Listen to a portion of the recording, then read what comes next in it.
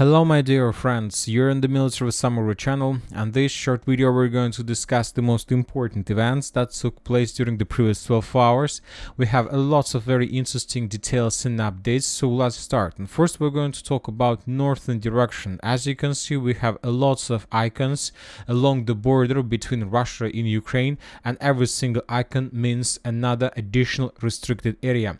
We have no doubts and no questions regarding, let's say, some restrictions in the vicinity of this territory to the east of Ovchansk, because we know that there are very heavy clashes. The Ukrainians continue concentration of their forces in this area, trying to to bring as many as possible armored vehicles, tanks, and then to counterattack the Russians in the vicinity of Tikha. And this is the reason why the Russians restricted some movements of locals a little bit to the north of this direction. So the villages like Pankov, Pervomaysky, Mukhin, Krasne, and Leninsk were restricted. From now on, the locals, civilians, are no longer available to enter this territory.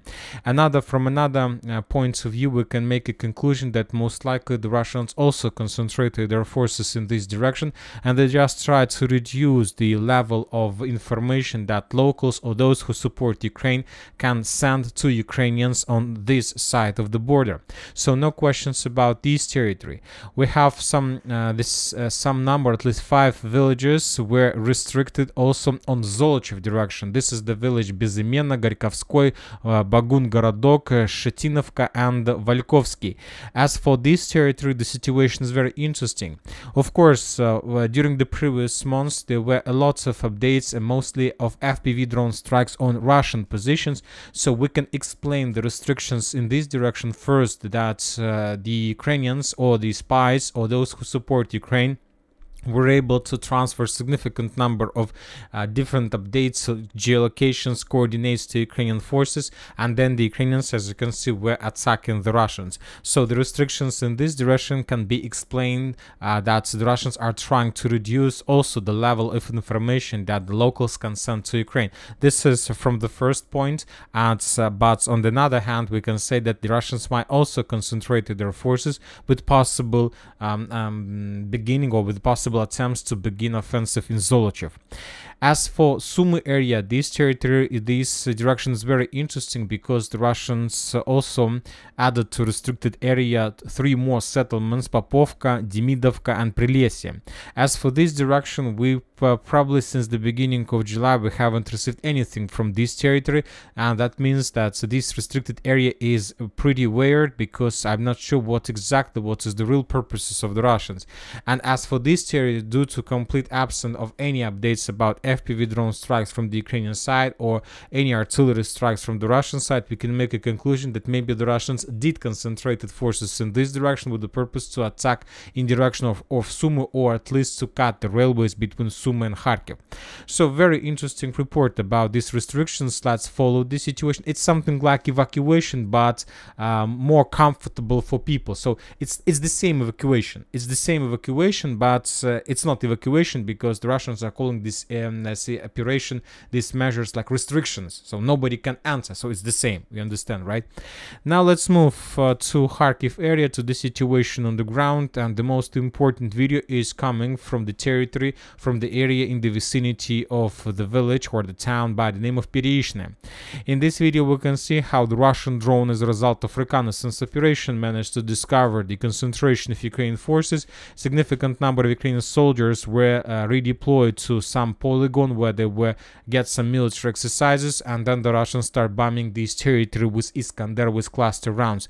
And after that we see significant number of ambulance machines that were trying to evacuate the wounded Ukrainian soldiers. As for Gluboka itself, the Ukrainians, according to the Russians, were in something like regrouping stage, the regrouping phase. No activity on the ground, but the Russians reported that Ukrainians finished regrouping and that the Ukrainians are about to renew or resume their attempts to attack the village. And the Russians are saying that Ukrainians will not count losses. They will try to capture or to force the Russians to fall back from this area. The Ukrainians need at least a small victory.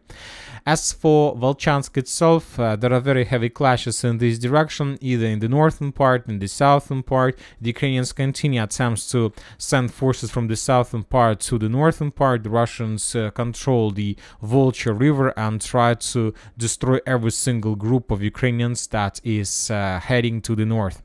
Now let's move further, and let's talk about different directions. So we don't have anything important on the line between Kupiansk and, let's say, Siversk, but as for Siversk direction, this morning some Russian sources reported that as a result of offensive operation, the Russians managed to enter the village of Pereizhne. We are not sure about the reliability of the sources that publish this information. We are not saying that they are not reliable, we're just saying that we are not using them as a reliable source. But if we make a conclusion, if we summarize everything according to the post that was provided by the Russian source, this is approximately the territory that was captured by the Russians during the previous few days. So as you can see, the Russians entered Pereizhne. They are moving along the railways. The Russians captured the tree lines, fortifications, buildings, and so on. So obviously, if this information is correct, then the Russians managed to achieve significant progress. As for the Ukrainians, they published the video of how they were bombing and attacking with FPV drones the Russian forces inside of Razdolovka. This video confirms the Russian presence inside of the village, and maybe not complete control, but at least control for 60-70%. Because we received lots of updates about complete control over the village, mainly from the Ministry of Defense of Russian Federation, but we haven't received even a single geolocation that confirms Russian control over at least northwestern part. So this video is also important to understand that the Russians were not lying. Now let's talk about Chasiv Yar direction. This morning some pro-Russian mappers have adjusted their maps and added additional control to the Russians, and according to them, the Russians established complete control over the farms that located in the northern part of Kalinova. So summarizing everything, this territory is under complete Russian control, and the Russians are moving further in direction of Grigorovka. Now let's move further. Let's talk about New York. We have additional changes on the ground in this direction as well. First of all, I would like to discuss with you Petrovska Gora, this territory. According to different mappers, the Ukrainians during the previous 24 hours managed to conduct more or less successful counterattacks, and as a result of those counterattacks, they restore complete control over the low-rise area of this, let's say, part of New York. So summarizing everything, according to different mappers, this territory was recaptured by the Ukrainians. According to information we have, the Russians still control the high-rise building in the same part of New York. Also, pro-Ukrainian mappers reported that the Russians managed to improve their positions in direction of the heart of New York and to get as close as possible to the industrial zone that located along the railways. As for the base of the southern part of New York breakthrough, let's say, area, the Russians FPV drone the Ukrainian positions in this area.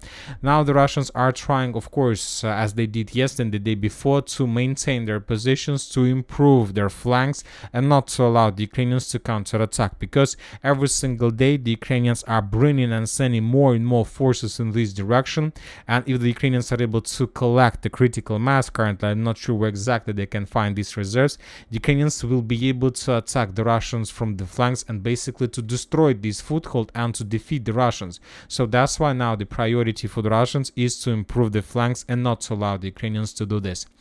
Now let's move further. We have video from Pivnichne. The video was published by the Ukrainian site. In this video we can see the movements of Ukrainian forces in the residential part of Pivnichne, right few buildings, few meters to the east from the central citadel of Pivnichne. In this video we can see the movement of Ukrainian forces between the ruins, between the buildings, and first of all this video confirms that the low-rise building area in the Pivnichne is under complete Ukrainian control. So the these Ukrainians were moving here, and most likely the Ukrainians were trying to get as close as possible to the Russian positions in the citadel. So very interesting video, and let's follow the situation as well. Now let's move to the western Avdiivka. As you can see, we have a lot of icons with the flags, which confirms additional Russian gains. First, let's talk about the northern gains. The Russians, according to different mappers, managed to establish complete control over the village by the name of Lozuvatske. So this territory was captured by the Russians. It's just yesterday we discussed, if you remember, the work of Russian BMP along this tree line, that BMP was attacked by Ukrainian FPV drone, and today, just a few hours later, we got report about complete control over this territory, and a lot of sources confirm that. This is very important progress. The Russians managed to secure the flanks, the Russians managed to cut the main supply roads and to ruin logistic, at least local logistic, between Vozdvizhenka, Timofeevka and Progress itself. As for Progress, we have the same reports from different mappers. The Russians are moving along the railways. The Russians have almost complete the clearance of this forest that located to the east of Progress, and the Russians are getting closer and closer to the first buildings of this village. This is very important Russian progress. As we can see, the Russians are moving to Grodovka, Selidova and Pokrovsk. And Novoselovka Persha, we have 3 updates, as you can see. And every single report is that the Russians managed to establish complete control over the northern part of Novoselovka Persha. This information was confirmed by pro-Ukrainian mappers and pro-Russian mappers and neutral mappers as well. The Ukrainians controlled just the southern part, and during the next few days, or maybe today, the Russians will finish the battle for this territory as well, as I understand. Now let's move to Krasnogorovka. We have a lot of changes on the ground according to different mappers, but without any geolocations that can confirm this. The Russians managed to restore control over the farms that located in the southwestern part of the village. If you remember, during the previous few days we got video of how the Russians were FPV droning the Ukrainians here, and we have some changes on map according to different mappers. Now we have the same changes on the same mappers, that the Russians restore control over this territory.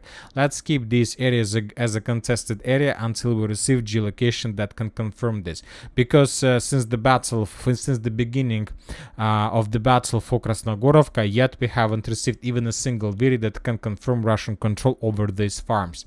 Now let's talk about the northern direction. According to different mappers, the Russians managed to improve their positions in the central northern part and the central part of the stronghold. The Russians managed to capture these streets and these buildings from the south to the north, and the Russians managed to capture a few more buildings from the east to the west. So the Ukrainians, as you can see, suffer big problems in this direction, and most likely they will be forced to fall back from this territory very, very soon.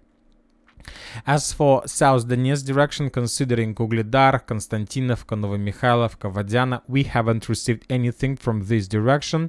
Considering Urozhaina, there are very heavy clashes in this area, and the Russians are moving focus further and further in the northern direction, which confirms that the Russians are not planning to conduct any regrouping, any operational pause. They're planning to move further, and now there's the battle for Makarovka, and the tree lines and the fortifications along the road between Urozhaina and Blagodatne has begun. Now let's move further. As for Zaporozhye, we haven't received anything. When talking about Dnipro River, we also haven't received anything special, just the regular updates with artillery strikes, with FPV drone work and so on. Nothing special. Now let's talk about additional updates, additional political and Ukrainian events. According to different sources from locals from Ukraine, still no power 24 hours after the electricity went off last night. And this very important update, because it's very difficult to understand how long the Ukrainians are able to survive without electricity. Furthermore, we have additional updates that, according to New York Times, Ukraine plans to end hostilities and begin negotiations with the Russian Federation. If you ask my opinion, I believe that this is just political games from Ukraine. They just try to regroup, to bring additional forces while Joe Biden is the president of the United States of America. And during this period of time, they will try to hold their positions, because regarding the any possible negotiation process in 2025 or in the end of 2025, before. The most important part, the most important paragraph for Ukraine and Zelensky himself, despite the number and the square kilometers of territories he will be forced to give to Russia, is to join NATO and to join European Union. If just 50% left from Ukraine by the end of the special military operation, Zelensky wants to be 100% sure that these 50% of Ukraine will join NATO and will join European Union. According to polls, we have this report that 44% of Ukrainians support starting negotiations with Russia. As you can see, a small political media activity in Ukrainian media sphere that try to show us that Ukrainians are ready for negotiations. You need to understand that this is just a lie. As for Poland, we have interesting report that according to Duda, the president of Poland, NATO is preparing for war. That was stated by Andrzej Duda. A potential war between Russia and the West would be increasingly close if Moscow gains the upper hand in the conflict with Ukraine. On the other hand, we received very interesting statement from the president of Belarus, Lukashenko. We will not allow the enemies to draw Belarus into military conflict. Belarus, but he also started, we will continue to develop, strengthen and improve our armed forces, taking into account the experience of combat operations. Belarusians do not want war, but the response to any provocation against us must be decisive and fierce. So that this is his statement. This is probably his reply to the statement of the president of Poland. And we have another important video that Belarusian and Chinese fighters continued the Falcon attack exercises a few kilometers from the border with Poland. So this is also another message to the European Union and to NATO that if something is going to happen on the border with Belarus, China will take Belarusian side and will send its own forces and supply at the maximal level to support this small country to the west of Russia. And that's it for today. Military Summary channel reminds you to condemn any violence in the world. Thank you for watching. Subscribe to my channel, put your likes, join my Patreon, and have a good day. Bye bye.